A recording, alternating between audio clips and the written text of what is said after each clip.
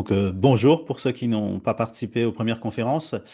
Nous allons parler de la des grilles de ventilation sur les menuiseries ou la ventilation en général dans le bâtiment dans cette conférence. Je vais proposer à Elga de démarrer le slide. Donc les grilles de ventilation sur les menuiseries, donc au début des années 50, les premières discussions ont commencé en ce qui concernait donc la ventilation dans les bâtiments. Les premiers problèmes ont commencé à être les problèmes apparaissaient déjà avant et les législateurs ont commencé un peu à lancer cette discussion. Elga, passez juste au slide suivant, s'il vous plaît. Les premiers dans les années 50, on a parlé d'introduction du principe d'aération des bâtiments, donc par des ventilations dans des murs, par des évacuations tout simplement par un simple orifice qui pouvait être fait, dans les plafonds, pour créer un courant d'air, pour un déplacement d'air. Dans les années 60, fin des années 60, ben, c'est devenu beaucoup plus sérieux. Donc, 22 octobre 1969, un décret est sorti, un arrêté stipulant que toute nouvelle construction devait être équipée d'une ventilation permanente. Donc, la réglementation en elle-même, qu'est-ce qu'elle dit? La dernière réglementation date de 2007.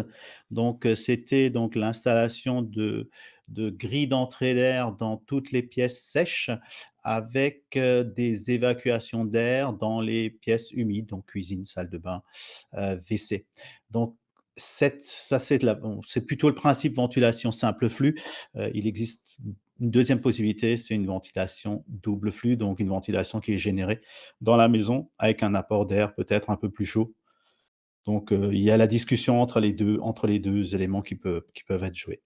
Donc l'entrée d'air, dans les pièces principales, donc on disait les pièces sèches, hein, donc salon, chambre en grand, hein, séjour. Toutes ces pièces-là doivent être équipées au cas où, s'il n'y a pas une ventilation double flux, d'une grille de ventilation. Cette grille de ventilation aujourd'hui, en obligation dans la nouvelle construction, elle doit être autoréglable ou hygroréglable. Dans l'ancien, elle va devoir être, il faut une grille de ventilation. Ces ventilations, bien sûr, sont normalisées, elles doivent respecter des débits d'air. Dans les pièces, du type chambre, il faut qu'elles puissent au moins on doit arriver sur un ensemble de 45 mètres cubes heure qu'on doit pouvoir, amener en ventilation. Dans une pièce comme un séjour, on doit monter jusqu'à 90 mètres cubes heure. Je vais pas tout regarder. Alors le fonctionnement est assez simple, hein. Donc on vous a fait un petit tableau pour vous expliquer, hein, l'entrée d'air, donc l'endroit où nous avons fait la où nous prévoyons, où le constructeur a prévu une entrée d'air et les systèmes de sortie d'air. Donc leur fonctionnement, hein, l'entrée d'air, on laisse rentrer l'air de l'intérieur pour renouveler tout simplement l'air vicié. On laisse rentrer l'air extérieur vers l'intérieur pour, remplacer l'air vicié, pour renouveler l'air vicié. Donc quand on dit air vicié, ce sont des airs qui sont chargés d'humidité ou qui sont même chargés de polluants ou tout simplement chargés d'odeurs. Donc il faut aussi bien sûr, ressortir l'ensemble tout simplement par une aspiration de l'intérieur vers l'extérieur que vous allez souvent retrouver dans la salle de bain, dans la cuisine, dans le WC. La mise en œuvre, hein, c'est une grille de ventilation. La sortie, elle va être tout simplement où je mets une, VMC simple flux, ou je mets une VMC double flux. Les localisations, on en a parlé, hein, les entrées d'air toujours dans les pièces sèches, les aspirations toujours dans les pièces humides. Donc, je suis vite passons voir au slide suivant, je suis un peu passé dessus, je vais vous dire le fonctionnement, hein. Donc tout simplement, le fonctionnement, un croquis tout simple, hein, qu'on vous a fait. L'entrée d'air, souvent dans le volet roulant ou dans la fenêtre, ou il existe encore des possibilités, souvent en partie basse, dans les murs. C'est des choses qu'on trouvait beaucoup dans les bâtiments des années 50-60 où les discussions avaient commencé sur les entrées d'air. Donc dans la pièce sèche, bien sûr. Une chose très importante au niveau des portes. Aujourd'hui, il y a une obligation, hein, donc bien sûr, tout ça, c'est toujours un peu embêtant pour les clients. Au niveau du passage d'air, entre les pièces, vous devriez avoir sous la porte un espace de 10 millimètres pour que le passage d'air puisse se faire correctement. Parce que bien sûr, la plupart du temps, les portes des chambres sont fermées Les clients, bien sûr, les gens préféraient avoir un passage le plus réduit possible à cause de la lumière. On sait tous les problématiques que ça peut engendrer, un peu de lumière. Donc le passage devrait être au moins d'1 centimètre. Et bien sûr, vous retrouvez l'aspiration au niveau des pièces humides, la cuisine, la salle de bain, le WC. Alors, à quel moment installer une grille de ventilation? Alors aujourd'hui, on se heurte souvent, nous rencontrons souvent ou nous heurtons souvent à une problématique avec nos clients. Nous arrivons pour faire de la réhabilitation, de la rénovation, nous avons obligation de mise en place de grilles de ventilation. Même si le client n'a pas d'installation en place, nos fenêtres devraient être installées avec une grille de ventilation. Devrions même, nous devons en parler à notre client, lui dire l'importance de l'installation d'une VMC, d'une ventilation. Donc, pas de VMC, alors il y avait des règles à un moment donné, hein, donc aujourd'hui on va plus parler du simple vitrage parce que nous ne mettrons plus en œuvre de simple vitrage, hein, il n'y a aucune obligation. Par contre, double ou triple vitrage, obligation sur, toutes nos menuiseries. Sur une VMC, simple flux, toutes nos menuiseries dans les pièces sèches, obligation de mise en place de grilles de ventilation. Sur une VMC double flux, vous n'aurez aucune obligation, c'est la VMC qui va gérer, l'ensemble du renouvellement d'air. Les VMC hygroréglables, donc c'est ce qu'on va retrouver dans les nouvelles constructions aujourd'hui, hein. Vous aurez automatiquement la mise en place d'une VMC hygroréglable pour, tout ce qui est, commande de nos constructeurs de maisons individuelles. Vous, de votre côté, bien sûr aussi, dans une nouvelle construction, vous aurez l'obligation et bien sûr, rien ne vous empêche de mettre dans de l'ancien, si le client a mis une ventilation en place, de mettre une, grille de ventilation hygroréglable.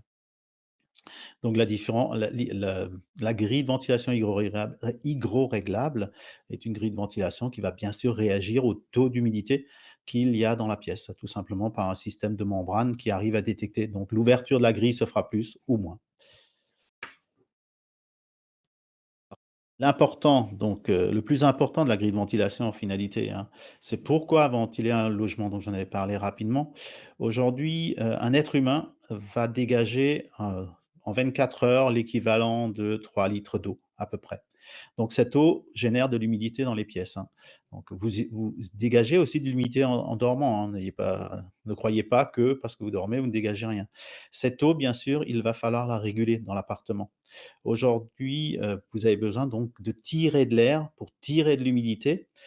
Heu, Cette humidité va générer automatiquement, il faut faire le renouvellement d'air parce que cette humidité va l'air va devenir vicié à cause de cette humidité. Cette humidité va s transporter aussi les polluants que vous avez dans les pièces.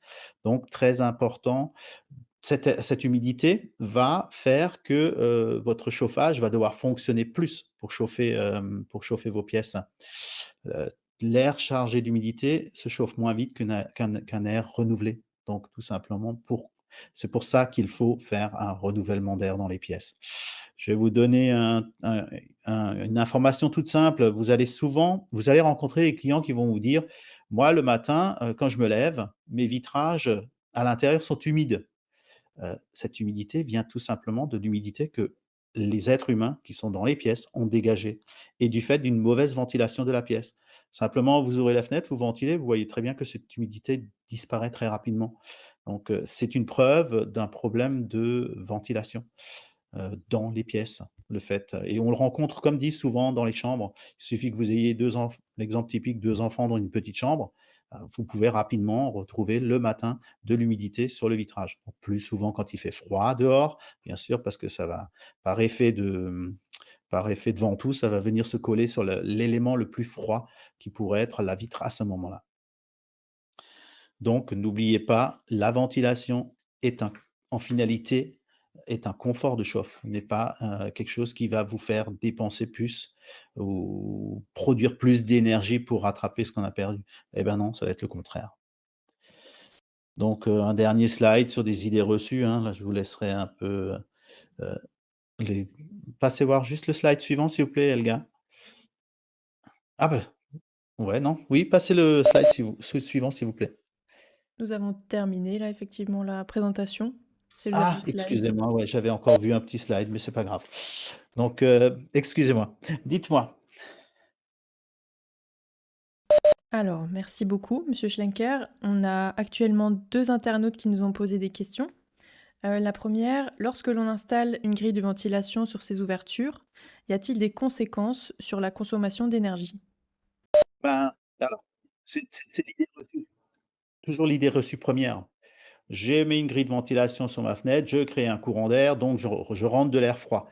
Donc vous avez ces discussions, vous les entendez à longueur de temps. Donc vous avez des gens qui vont s'amuser à boucher les grilles d'entrée d'air, ce qui est une aberration parce qu'en finalité, je répète, vous, en tant que personne, en tant qu'humain, vous dégagez de l'humidité dans les pièces. Donc vous allez monter le taux d'hygrométrie de votre pièce. L'air chargé d'humidité est un air qui est dur à chauffer, beaucoup plus dur à chauffer qu'un air renouvelé. Donc tout simplement, pourquoi j'installe une grille de ventilation? C'est pour pouvoir renouveler l'air. Donc renouveler l'air, donc dégager l'humidité, dégager des polluants, parce que n'oubliez jamais que vos maisons sont beaucoup plus polluées que l'air extérieur. Donc il faut constamment renouveler, constamment changer l'air et tout ceci permettra d'être chauffé plus facilement, donc de faire des économies d'énergie. Une dernière question, existe-t-il différents niveaux de protection acoustique sur nos grilles de ventilation? Ah oui, oui, donc vous avez des possibilités d'améliorer le niveau acoustique au niveau des grilles de ventilation. Il existe donc des on va rencontrer souvent des grilles standards, grilles autoréglables, hygroréglables, mais ces grilles-là existent aussi en hygroréglable acoustique ou en, autoréglable acoustique.